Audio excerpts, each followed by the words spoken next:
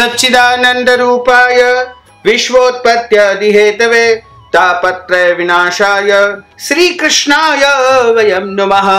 जय जय श्री राधा रमण, जय जय नवल किशोर, जय गोपी चित्तचोर प्रभु, जय जय माखन चोर।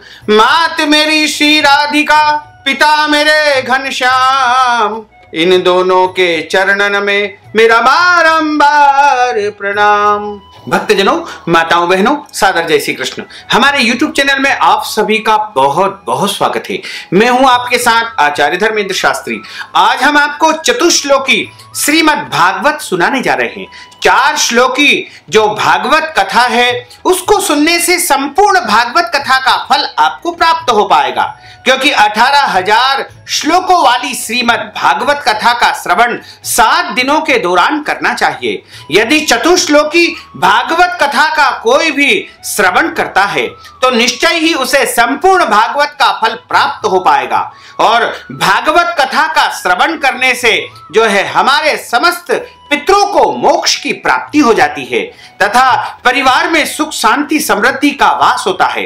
यदि हमारे घर में परिवार में किसी की अघात मृत्यु हो गई है, उसका मोक्ष नहीं हो पा रहा है, तो उसके निमित्त भागवत कथा करवाना चाहिए, क्योंकि पितृदोष को समाप्त करने का यदि सबसे श्रेष्ठ और सबसे महान उपाय कोई है तो वो श्रीमद् भागवत कथा है। इसलिए पितृपक्ष में भागवत कथा करवाना बहुत ही पुण्यदायी माना जाता है, जिसे पितृ भागवत कहा जाता है। पितरों के मोक्ष के लिए सबसे उत्तम और सरल साधन यदि कोई है तो वह भागवत कथा है। लेकिन प्रत्येक व्यक्ति जो है भागवत कथा नहीं करवा सकता है। आर्थिक समस्याओं के कारण जो है, समय की कमी के कारण तथा अन्य समस्याओं के कारण 7 दिनों तक निरंतर भागवत कथा करवाना सब किसी के बस की बात नहीं है। इसलिए यदि आप श्रीमद् भागवत कथा का संपूर्ण फल प्राप्त करना चाहते हैं तो आपको चतुश्लोकी भागवत यानी 4 श्लोकों वाली यह भागवत कथा का श्रवण करना चाहिए। इससे आपको 18,000 श्लोकों का संपूर्ण फल प्राप्त हो पाएगा। भगवान नारायण के मुखारविंद से सबसे पहले ये 4 श्लोक प्रकट हुए थे। उसके बाद नारायण ने यह 4 श्लोक जो है अपने मानस पुत्र सनत कुमारों को प्रदान किए थे। उसके बाद ब्रह्मा जी को प्राप्त हुए और ब्रह्मा जी ने नारद जी को यह 4 श्लोक प्रदान किए थे तथा नारद जी के मुखारविंद से यह 4 श्लोकों को महर्षि वेदव्यास जी ने सुना था और महर्षि वेदव्यास जी ने इसका विस्तार करते हुए 18,000 श्लोकों की श्रीमद् भागवत कथा लिख दी है। यानी यह 4 श्लोक जो है श्रीमद् भागवत के बीज कहे जाते हैं। इन्हीं से श्रीमद् भागवत कथा की उत्पत्ति हुई है।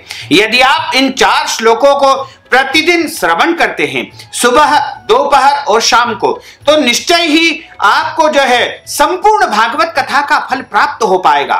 यदि आप निरंतर इनका श्रवण करेंगे, मनन करेंगे, पठन करेंगे तो निश्चय ही आपके पितरों को मोक्ष प्राप्त हो पाएगा और आपके जन्म जन्मांतर के पितृदोष समाप्त हो जाएंगे। तो निश्चित तौर से प्रत्येक मनुष्य को ये 4 श्लोक अनिवार्य रूप से सुनना चाहिए, पढ़ना चाहिए या फिर जो है इनका नित्य आपको स्मरण करना चाहिए। तो यदि आप चाहते हैं कि आपके पितरों को परम शांति प्राप्त हो, उनको मोक्ष प्राप्त हो जाए, तो निश्चित तौर से आप प्रतिदिन इन 4 श्लोकों का श्रवण करें और इस वीडियो को अधिक से अधिक लोगों तक पहुंचाने का प्रयास करें, क्योंकि पितरों को मोक्ष प्राप्त करने के लिए हम तर्पण करते हैं, पिंडदान करते हैं, श्राद्ध करते हैं या अन्य कई प्रकार के उपाय करते हैं, लेकिन फिर भी उनको मोक्ष प्राप्त नहीं हो पाता है। तो यदि आप बिना पिंडदान के, बिना तर्पण के या बिना किसी बड़े उपाय के अपने पितरों को मुक्ति दिलाना चाहते हैं तो आपको इन 4 श्लोकों को सुनना चाहिए। बोलिए श्री कृष्णचंद्र भगवान की जय। अब हम आपको 4 श्लोकी भागवत कथा सुनाने जा रहे हैं। इसको आप पूरे ध्यान लगा करके, मन लगा करके सुनिएगा, क्योंकि जो ध्यान लगा करके, मन लगा करके कथा सुनी जाती है उसका ही संपूर्ण फल प्राप्त हो पाता है। और कथा सुनने के बाद ब्राह्मण को कथा के निमित्त कुछ न कुछ दान पुण्य दक्षिणा अवश्य प्रदान करना चाहिए। जब तक आप ब्राह्मण को दान पुण्य नहीं करेंगे तब तक आपको कथा श्रवण करने का संपूर्ण फल प्राप्त नहीं हो पाएगा। इसलिए आप कथा का पुण्य प्राप्त करना चाहते हैं तो इसके निमित्त कुछ न कुछ दान पुण्य आप अवश्य ही करिएगा। बोलिए गोपाल कृष्ण भगवान की जय, श्री वृंदावन बिहारी लाल की जय। अहमेवासमेवाग्रे नान्यद्यत् सत्परम पश्चादहं यदेतच्च यो वशिष्येत सोऽस्म्यहम्। सृष्टि के पूर्व में भगवान कहते हैं कि केवल मैं ही था, मेरे अतिरिक्त जो स्थूल सूक्ष्म या प्रकृति है इनमें कुछ भी नहीं था। सृष्टि के पश्चात ही मैं ही था। जो यह जगत दृश्यमान है यह भी भगवान कहते हैं कि मैं ही हूं, और प्रलय काल में जो शेष रहेगा वह भी भगवान कहते हैं कि मैं ही शेष रहूंगा। ऋतेदर्थम यत् प्रतीयत न प्रतीयत चात्मनि तद्विद्यादात्मनो मायाम यथा भासो तथा तमः। भगवान कहते हैं कि जिसके कारण आत्मा में वास्तविक अर्थ के न रहते हुए भी उसकी प्रतीति हो और अर्थ के रहते हुए भी उसकी प्रतीति न हो, उसी को मेरी माया जानो। जैसे आभास एक चंद्रमा में दो चंद्रमा का भ्रमात्मक ज्ञान, और जैसे राहु जैसे ग्रह मंडलों में स्थित होकर भी दिखाई नहीं देता है, उसी प्रकार भगवान और परमात्मा इस संसार में निवास करते हैं लेकिन किसी को दिखाई नहीं देते हैं। यथा महांति भूतानि भूतेषु चावचेष्वनु प्रविष्टान्य प्रविष्टानि तथा तेषु न तेष्वहम्।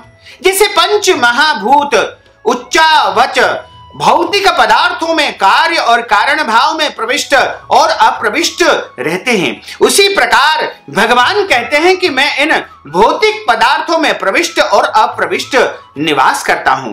इस प्रकार मेरी ही सत्ता है, यानी संपूर्ण पदार्थ या जो भी वस्तु आपको संसार में दिखाई पड़ती है उसमें सूक्ष्म रूप से प्रभु का निवास माना गया है।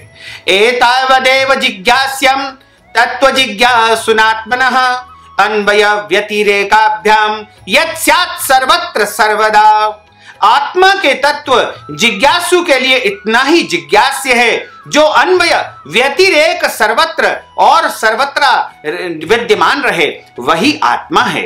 यानी इस संसार में जो कुछ भी दिखाई देता है, जो कुछ भी सुनाई देता है, वह केवल ब्रह्म है, वह केवल ईश्वर है। ईश्वर के अलावा इस संसार का संचालन कोई और नहीं कर सकता है, क्योंकि दिन होता है, रात्रि होती है, पुनः सूर्योदय होता है। तो इस सृष्टि का जो संचालन होता है वह परमात्मा के नियंत्रण में ही होता है।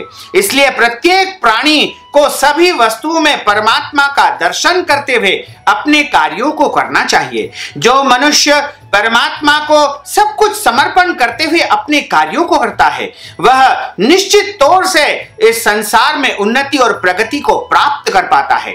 इसलिए प्रत्येक व्यक्ति को समर्पण भाव से परमात्मा को समर्पित करते हुए प्रत्येक कार्य को करना चाहिए। जो कुछ भी मिले उसे परमात्मा का प्रसाद समझ करके हमें स्वीकार करना चाहिए, और परमात्मा की कृपा से ही जो है हम अपना जो है विकास कर पाते हैं, जीवन की उन्नति कर पाते हैं। यदि परमात्मा की इच्छा नहीं हो तो एक पत्ता भी नहीं हिल पाता है, संसार नहीं चल पाता है। इसलिए जो कुछ भी आज संसार में हो रहा है वो सब परमात्मा की इच्छा से ही हो रहा है। यदि आज हम आपको चतुश्लोकी भागवत सुना रहे हैं तो यह भी परमात्मा की इच्छा से ही सुना रहे हैं। लेकिन परमात्मा को यदि आप नहीं मानोगे, परमात्मा में आप विश्वास नहीं रखोगे, तो आप जो है इस संसार में उन्नति नहीं कर पाओगे, आगे नहीं बढ़ पाओगे। यदि बढ़ भी गए तो कई परेशानियों का आपको सामना करना पड़ेगा। इसलिए प्रत्येक प्राणी को परमात्मा में आस्था और विश्वास रख के ही आगे बढ़ना चाहिए और परमात्मा को समर्पण करते हुए निरंतर जो है अपने जीवन का विकास करना चाहिए। तो भक्तजनों, माताओं बहनों, आपने 4 श्लोकी श्रीमद् भागवत कथा का श्रवण किया है। यदि आप इस भागवत कथा का संपूर्ण फल प्राप्त करना चाहते हैं तो इसके निमित्त आप जो भी चाहें द्रव्य दक्षिणा के रूप में, नगद राशि के रूप में, भेंट स्वरूप हमें जो है दक्षिणा प्रदान कर सकते हैं। इसके लिए आपके लिए हमने पेटीएम, गूगल पे, फोन पे की व्यवस्था कर दी है। इन नंबरों के माध्यम से जो आपको यहां पर दिखाई दे रहे हैं, बारकोड को स्कैन करके आप हमें नगद राशि के रूप में द्रव्य दक्षिणा प्रदान कर सकते हैं और पुण्य को प्राप्त कर सकते हैं। साथ ही यदि आप पितृपक्ष में अपने पितरों के श्राद्ध के निमित्त ब्राह्मण भोजन करवाना चाहते हैं, अपने पितरों का श्राद्ध करवाना चाहते हैं या पितरों के निमित्त दान पुण्य करना चाहते हैं तो नगद राशि के रूप में आप हमें प्रदान कर सकते हैं। निश्चय ही आपके पितरों को मोक्ष प्राप्त हो पाएगा तथा आपको पितरों का भरपूर आशीर्वाद प्राप्त हो पाएगा। तो भक्तजनों, माताओं बहनों, हमने जो ज्ञानवर्धक जानकारी आपको दी है उसको आप अधिक से अधिक लोगों को शेयर करिएगा, लाइक करिएगा, कमेंट करिएगा और यदि अभी तक आपने सब्सक्राइब नहीं किया तो अभी और इसी समय सब्सक्राइब अवश्य कर लीजिए। आपको और आपके पूरे परिवार को सादर जय श्री कृष्ण, सादर धन्यवाद।